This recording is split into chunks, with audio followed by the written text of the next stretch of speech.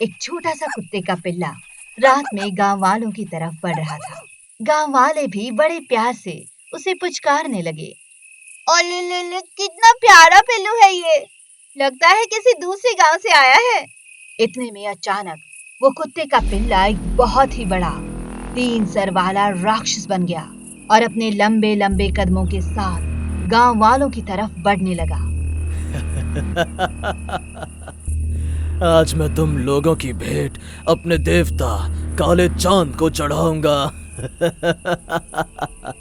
अरे बाप रे, गांव वालों, इतना बड़ा भयंकर और 3 खोपड़ी वाला राक्षस कहाँ से आ गया? छलावा किया है किसी ने हमारे साथ। काका, लगता है आज ये दुनिया नष्ट होने वाली है। दोपहर हो गई है पर सूरज अभी तक नहीं निकला, ऊपर से ये राक्षस आ गया। भागो सब लोग। सारे गांव वाले भागने लगे, लेकिन राक्षस उन सबसे इतना बड़ा था कि वो धीरे धीरे चल रहा था, फिर भी गांव वालों के बिल्कुल सामने पहुंच गया। हम लोगों को छोड़ दो, हमें मत खाओ, मैं तुम्हें जलेबी लाकर देता हूँ। मेरी जलेबी की बड़ी दुकान है। हाँ, और तुम कहो तो मैं तुम्हारे लिए चाउमीन लेकर आता हूँ। चुप करो, ये सब कूड़ा कचरा मैं नहीं खाता। सबसे पहले तुम सबकी गर्दन पकड़कर मरोड़ देता हूँ ताकि तुम लोग बोलना बंद कर दो। उस राक्षस ने जैसे ही अपना हाथ गांव वालों की तरफ बढ़ाया, वैसे ही गांव की सबसे प्यारी गाय गौरी भागते हुए आई और हवा में उड़ते हुए उस राक्षस को लात मार दी, जिससे वो राक्षस दूर जाकर गिरा। सारे गांव वाले तालियां बजाने लगे। हमारी प्यारी गौरी आ गई, अब हमें कुछ नहीं होगा। अभी बताता हूँ। वो राक्षस दोबारा उठा और घूर कर गाय की तरफ देखने लगा। जब ये इंसान मेरा कुछ नहीं उखाड़ पाए तो तू एक जानवर होकर क्या कर लेगी? आज मैं तेरे साथ वो करूंगी जैसा तेरे साथ कभी नहीं हुआ होगा। गौरी पूरी ताकत से उस राक्षस की तरफ हवा में उछली और उसकी एक खोपड़ी उखाड़कर उस राक्षस के पिछवाड़े में लगा दी। सारे गांव वाले ये देखकर हंसने लगे।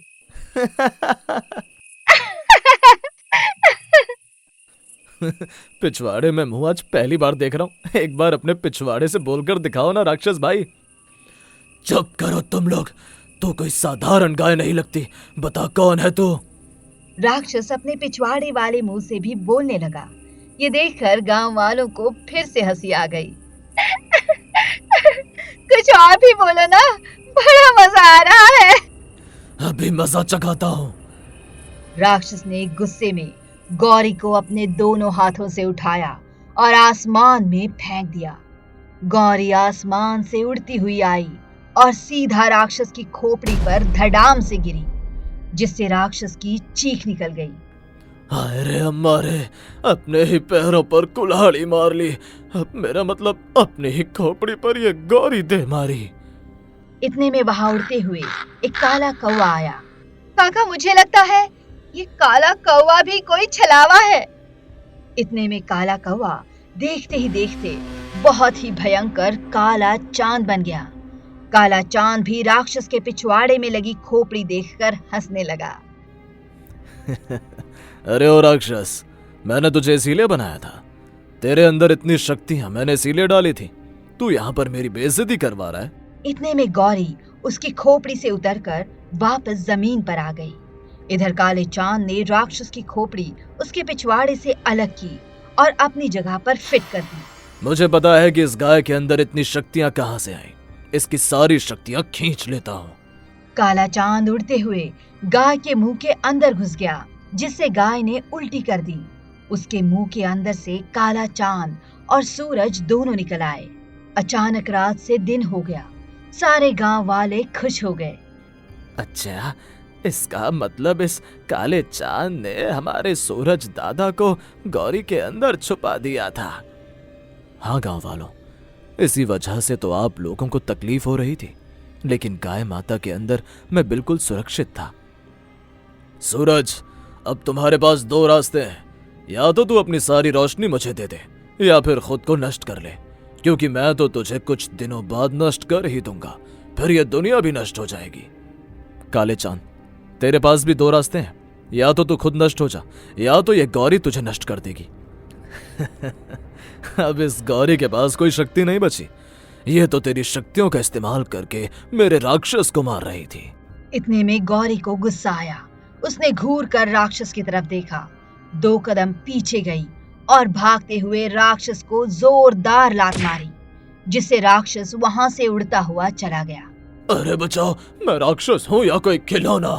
अरे बाप रे, गौरी के पास तो पहले से भी ज्यादा शक्तियां आ गई। मेरा राक्षस कहाँ गया? उसे बचाना होगा। इतना बोलकर काला चांद वहां से चला गया। गांव वालों, अब फिक्र करने की कोई जरूरत नहीं है, आप लोग अपने अपने घर जाइए। इतना बोलकर सूरज वहां से चला गया। गांव वाले अपने अपने कामों में लग गए। इधर ममता अपनी गाय गौरी को लेकर घर आ गई और उसे चारा खिलाने लगी। गौरी, अभी तक तो हम तुम्हें माता मानते थे, पर आज तुमने सच में अपनी माता वाली शक्तियाँ दिखा दी। शक्तियाँ सभी के भीतर होती हैं ममता दीदी। वहीं दूसरी तरफ आसमान में उड़ते उड़ते काला चांद अपने राक्षस को ढूंढ रहा था। सूरज भी दूर से उसे देख रहा था। मैंने इस काले चांद को 2 रास्ते दिए हैं, इसकी भलाई इसी में है कि ये अपना पहला रास्ता चुन ले। तभी काले चांद को एक बहुत ऊंचे पेड़ की डाली पर लटका हुआ राक्षस दिखाई दे गया। काला चांद उसके पास पहुंचा और किसी तरह उसे पेड़ के नीचे उतारा। तुमको मैंने इतनी शक्तियां दी और तुम उस जानवर से हार गए। उसने तुम्हें उठाकर इतना दूर फेंक दिया। अभी मेरी हालत बहुत खराब है, मुझे बहुत भूख भी लगी है, मुझसे बात मत करो। काला चांद उस राक्षस को पहाड़ी पर लेकर आया, उसे कुछ खिलाया पिलाया। उसके बाद, अब तुम्हारे पास सिर्फ 2 रास्ते हैं काले चांद। पहला, हम लोग खुद को खत्म कर लेते हैं, दूसरा उस सूरज को ही खत्म कर देते हैं, क्योंकि इन धरती वासियों को सारी ऊर्जाएं सूरज से ही मिलती है। लेकिन सूरज के अंदर असीम शक्तियां हैं, उसे हम इतनी आसानी से खत्म नहीं कर सकते। अरे यार, पहले मेरी पूरी बात तो सुनो, बीच में ही भग से बोल पड़ते हो। अच्छा बोलो बोलो। पहले हमें अपनी चालाकी से किसी तरह उस गाय को अपने कब्जे में करना होगा। जब गाय कब्जे में आ जाएगी तो हम गांव वालों को भी कैद कर सकते हैं। तो इस तरह जब गाय और पूरा गांव हमारे कब्जे में हो जाएगा तो सूरज उनकी जान बचाने के लिए कुछ भी कर जाएगा। फिर सूरज के पास सिर्फ 2 रास्ते बचेंगे, या तो वो अपनी सारी शक्तियां हम लोगों को दे दे, या फिर गांव वालों को मरता हुआ देखे। क्या बात है मेरे 3 खोपड़ी वाले राक्षस, चलो आज रात उस गाय को अपने कब्जे में ही कर लेते हैं। कैलाश पर्वत पर भगवान शिव ध्यान में मग्न थे। उनका नंदी बैल भी उनके पास खड़ा था। महादेव, वो राक्षस और काला चांद हमारी गाय माता को कब्जे में करना चाहते हैं। चिंता मत करो नंदी, उन गौरी के अंदर पार्वती की शक्तियां हैं, जैसे तुम्हारे अंदर मेरी शक्तियां हैं, उन्हें कुछ नहीं होगा। करीब आधी रात को राक्षस और काला चांद गांव के अंदर गए। रुक जाओ, अगर हम अपने असली रूप में आ गए तो वो गौरी हम दोनों को उठाकर फेंक देगी। देखते ही देखते वो राक्षस गांव के काका के रूप में बदल गया और काला चांद ममता के रूप में। अब दोनों ममता के तबेले में गए। गौरी आराम से सो रही थी। तभी, गाय माता देखो, बाहर चारों तरफ कितना सन्नाटा है, चलो घूम कर आते हैं, काका हम दोनों को कुछ दिखाना चाहते हैं। हाँ चलो गौरी। अरे काका, ममता दीदी, इतनी रात को कहाँ घूमने जाना है? तुम मुझसे सवाल पूछ रही हो गौरी, तुम्हें मुझ पे विश्वास नहीं? ममता दीदी, काका, मुझे खुद से ज्यादा आप सभी गाँव वालों पर भरोसा है। चलिए। वो दोनों गौरी को लेकर पहाड़ी पर बनी एक गुफा के अंदर चले गए और उसे खूंटे से बांध लिया। उसके बाद उन्होंने गौरी को एक जाल में बंद कर दिया। गौरी ये सब देखकर दंग रह गई। मुझे लगता है तुम दोनों मेरे साथ कोई छलावा कर रहे हो। कौन हो तुम दोनों? सच सच बताओ। इतने में वे दोनों अपने असली रूप में आ गए। गौरी दंग रह गई। अब गौरी खुद को छुड़ाने की बहुत कोशिश करने लगी, लेकिन खुद को छुड़ा ही नहीं पा रही थी। तुम लोगों ने मेरे साथ धोखा किया, छोड़ो मुझे। मुझे पकड़कर क्या मिलेगा तुम लोगों को? बस सूरज ने हमें दो रास्ते दिए थे ना, कि या तो हम खुद को खत्म कर लें या तुम हमें खत्म कर दोगी, इसीलिए हमने तुम्हें ही कैद कर लिया। अब हम दोनों पूरे गांव से बदला लेंगे, उसके बाद सूरज से भी बदला लेंगे। चलो राक्षस। गौरी बेचारी रात भर उस गुफा में तड़पती रही। अगली सुबह जब गांव वाले सोकर उठे तो गौरी वहां नहीं दिखाई दी। सबसे ज्यादा तो ममता परेशान हो गई। सारे लोग ममता के तबेले में इकट्ठा हुए। काका, गांव वालों, रात में तो गौरी यही थी, पता नहीं सुबह से कहाँ गायब हो गई। पूरा गांव छान मारा पर वो कहीं नहीं मिली। इतने में काका उड़ते हुए आसमान में चले गए। अरे ये क्या हुआ? काका तो उड़ गए। थोड़ी देर में ममता भी आसमान में उड़ गई। गांव वालों बचाओ, कोई अदृश्य शक्ति हम दोनों को उड़ा ले गई है। सूरज दादा बचाओ। गांव वाले ऊपर की तरफ देख ही रहे थे कि तभी ममता और काका धड़ाम से जमीन पर गिरे। तभी वहां काला चांद और 3 सर वाला राक्षस प्रकट हो गया। इसका मतलब ये राक्षस और काला चांद आप दोनों को ऊपर खींच कर ले गया था। हाँ, अब हम दोनों मिलकर तुम गांव वालों के साथ खूब खेलेंगे और अंत में तुम सबको खत्म कर देंगे। ना तुम लोगों को सूरज बचा पाएगा और ना ही तुम्हारी गाय, क्योंकि वो तो हमारे कब्जे में है। क्या? हाँ, उसने मेरा एक सिर मेरे पिछवाड़े में लगा दिया था ना, उसे उस बात की सजा जरूर मिलेगी, लेकिन इससे पहले मैं तुझे ही खा जाता हूँ ममता। देखते ही देखते राक्षस पहले से भी कई गुना बड़ा हो गया। पहले उसने ममता को उठाया और खा गया। बचाओ! फिर उसने अजय को उठाया और अपने दूसरे मुंह से उसे खा गया। फिर उसने काका को उठाया और तीसरे मुंह से खा गया। गांव वालों बचाओ! और अंत में उसने विजय को उठाया और उसे काले चांद के मुंह में डाल दिया। बाकी गांव वाले थर थर कांपने लगे। तभी वहां पर सूरज आ गया। मेरे रहते इन गांव वालों का तुम लोग कुछ नहीं कर सकते। देखते ही देखते वहां पर एक सूरज के 4 सूरज बन गए। 3 सूरज राक्षस के तीनों मुंह के अंदर घुस गए और चौथा सूरज काले चांद के मुंह में घुस गया। दोनों चिल्लाने लगे। मेरे अंदर इतनी जलन क्यों पैदा हो रही है? काले चांद, मेरे अंदर भी जलन पैदा हो गई, मुझे तो उल्टी आ रही है। अचानक काले चांद और राक्षस ने उल्टी कर दी और सबके मुंह के अंदर से काका, ममता, अजय, विजय बाहर आके गिरे। चारों लोग सुरक्षित थे। धन्यवाद सूरज दादा, आपने हमें बचा लिया। अचानक चारों सूरज फिर से एक में मिल गए। सूरज, तुम ज्यादा चालाकी करने की कोशिश मत करो। तुम्हारे पास चाहे जितनी शक्तियां हो, हमारा अब कुछ नहीं उखाड़ पाओगे, क्योंकि तुम सबकी प्यारी गाय गौरी हमारे कब्जे में है। इतने में वहां पर हूबहू राक्षस जैसा दूसरा राक्षस भी प्रकट हो गया, जिसे देखकर गांव वाले, काला चांद और असली राक्षस भी दंग रह गया। काले चांद, ये तुम्हारा असली राक्षस नहीं है। तुम्हारा असली राक्षस तो मैं हूँ। ये तुम्हारे साथ छलावा करके तुम्हें खत्म करने आया है। क्या? तभी मैं सोचूं उस 2 कौड़ी की गौरी ने इसे लात मारकर दूर कैसे फेंक दिया। तुझे मैं नहीं छोड़ूंगा। अरे नहीं नहीं, छलावा मैं नहीं ये कर रहा है, मैं आपका असली राक्षस हूँ। इसका फैसला अभी हो जाएगा गुरुजी। आपने मुझे असीम शक्तियां दी हैं, उन्हीं शक्तियों का इस्तेमाल करके मैं इस नकली राक्षस को खत्म कर देता हूँ। जो भी हम दोनों में जीत गया वही आपका असली चेला होगा। तुम मुझे गुरुजी कह रहे हो और तुम्हारे अंदर मुझे पावर भी नजर आ रही है। इसका मतलब तुम ही असली राक्षस हो। मुझे पूरा भरोसा है तुम ही जीतोगे। खत्म कर दो इस नकली राक्षस को। ठीक है, अभी साबित हो जाएगा कि असली राक्षस कौन है। असली राक्षस ने नकली राक्षस को उठाया और जमीन पर पटक दिया। देखो काले चांद, इसे तो मैंने एक झटके में पटक दिया। इसका मतलब असली राक्षस मैं ही हूँ। इतने में दूसरा राक्षस उठकर दोबारा खड़ा हो गया। इतनी भी जल्दी क्या है? मैं तो बस खुद को तैयार कर रहा था। अभी तुझे बताता हूँ। अचानक दूसरा राक्षस पहले राक्षस से कई गुना बड़ा हो गया। फिर उसने उस राक्षस की बीच वाली खोपड़ी उखाड़ ली और अपनी लात से फुटबॉल की तरह मारकर दूर फेंक दिया।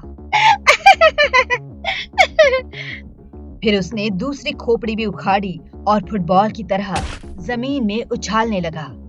काला चांद ये सब देखकर हैरान हो रहा था। इसकी दूसरी खोपड़ी बिल्कुल फुटबॉल जैसी है। मजा आ रहा है खेलने में। चलो इसे भी ठिकाने लगा देता हूँ।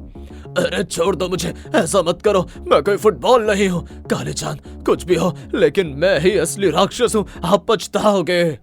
चुप कर। अगर तू मेरा असली राक्षस होता तो अब तक इस सूरज का, उस गौरी का और गांव वालों का नामो निशान मिटा देता। मेरे असली चेले फेंक दे इसकी दूसरी खोपड़ी भी। ठीक है गुरुजी, ये लो। इस बार दूसरे राक्षस ने पहले राक्षस की खोपड़ी को फुटबॉल की तरह इतनी जोर से मारा कि वो उड़ती हुई सीधी उसी गुफा में पहुंची जिस गुफा में गौरी कैद थी। वो खोपड़ी अचानक नीली रोशनी में बदल गई, जिससे गौरी का जाल कट गया और भागते हुए वो सीधा गांव वापस आ गई। पहला राक्षस बेहोश हो चुका था। अरे गौरी, कहाँ चली गई थी तुम? इन लोगों ने तुम्हें कैद कर रखा था। हाँ, लेकिन पता नहीं कैसे उस राक्षस की खोपड़ी उड़ते हुए मेरी गुफा में आई और वो नीली बन गई, जिससे मेरा जाल टूट गया। ये कैसे हो सकता है? मेरे ताकतवर राक्षस, अब जल्दी से सूरज को, गांव वालों को और इस गाय को खत्म कर दो। कौन खत्म होगा ये तो बस 2 मिनट में पता चल जाएगा। इतने में वो राक्षस गणेश जी बन गए, जिसे देखकर गांव वाले तो खुश हुए, लेकिन काला चांद दंग रह गया। गणेश जी आप? हाँ गांव वालों, मैं। भोलेनाथ ने मुझे आप लोगों की रक्षा करने के लिए भेजा है। गणेश, तूने मेरे राक्षस को खत्म कर दिया। तूने हमारे साथ छलावा किया है। छलावा करना तो मुझे तुमने ही सिखाया है गुरुजी। याद है, सबसे पहले वो राक्षस कुत्ते का पिल्ला बनकर गांव में आया था, फिर तुम कौआ बनकर आए। सिर्फ इतना ही नहीं, आधी रात में ममता और काका का रूप लेकर तुम इस बेचारी गौरी को अगवा करके ले गए। इसलिए छलावे का जवाब मैंने छलावे से ही दिया। अब पहले मैं इस बचे हुए राक्षस का काम तमाम कर देता हूँ। गणेश जी ने उस राक्षस को अपने चमत्कार से एक बहुत ही बड़ा बरगद का पेड़ बना दिया। उसके अंदर से काला धुआं बाहर निकल आया। गांव वालों, इस राक्षस के भीतर की सारी नकारात्मक ऊर्जाएं बाहर निकल चुकी हैं। अब ये तुम गांव वालों को छाव देगा। मैं चलता हूं। लेकिन गणेश जी, इस काले चांद का क्या होगा? सूरज दादा, तुम भूल गए, तुमने ही काले चांद को 2 रास्ते दिए थे। या तो वो खुद नष्ट हो जाए, या तो गौरी उसे नष्ट कर देगी। अब तो काले चांद को गौरी ही नष्ट करेगी। मैं चलता हूं, मेरा मोदक खाने का समय हो गया है। गणेश जी ने गौरी के सर पर हाथ रखा और वहां से चले गए। काला चांद डर गया और वहां से भागने लगा। काले चांद, तेरा विनाश तो मेरे ही हाथों लिखा है। गौरी भागते हुए काले चांद का पीछा करने लगी। काला चांद आगे आगे भाग रहा था। गौरी उतनी ही स्पीड में उसके पीछे पीछे भाग रही। क्या लगता है गांव वालों, क्या हमारी गौरी उस काले चांद को नष्ट कर पाएगी? मुझे अपनी गौरी पर पूरा भरोसा है। अरे मेरे पीछे क्यों पड़ी है तू? वो राक्षस तो खत्म हो गया, मुझे जाने दे।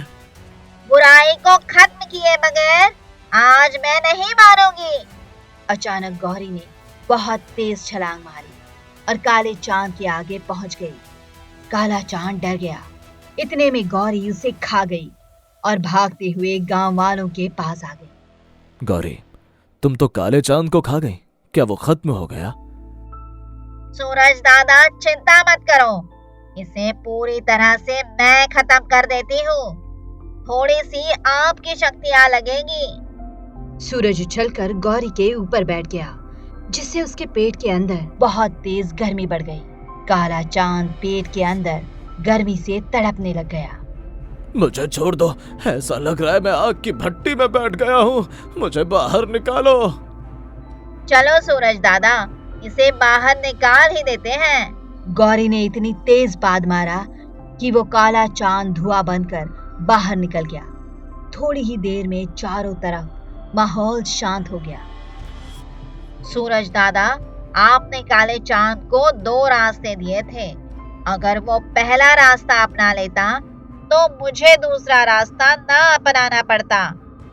गांव वालों, अब मैं चलता हूँ। वो राक्षस और काला चांद अब खत्म हो चुके हैं।